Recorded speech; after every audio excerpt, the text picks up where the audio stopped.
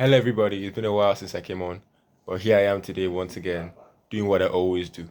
So, today I'll be talking about something that I found very alarming, and that is the concept of dressing the part, looking the part. Some years ago, I was reading The Rules of Work by Richard Templars, and he talked about a guy who used to work with them. And at the time, this guy used to dress very well with his suit and his tie.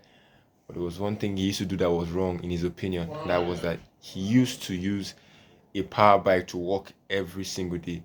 And for months and weeks and years on end, this man was not promoted. And he kept wondering why he was not promoted.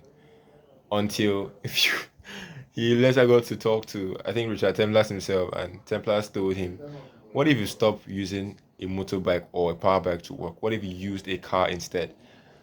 And he thought about it and he began to make those changes.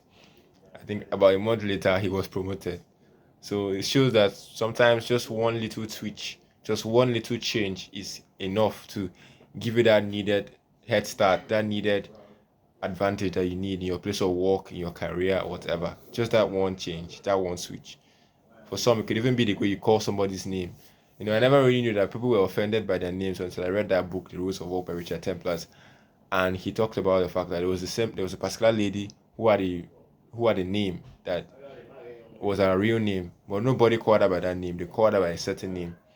And so if you called her by any name other than her and the name the other people call her, she might not really find you, things may not go smoothly for you because you're one of those staff that they're not that important, but they are very, very important at the same time. I don't know if you understand what I'm saying.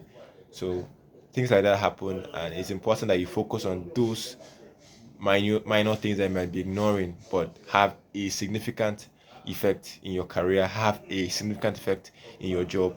And if you change those things, then definitely you can move on and scale up. So that's just it for today. I hope you have a lovely day.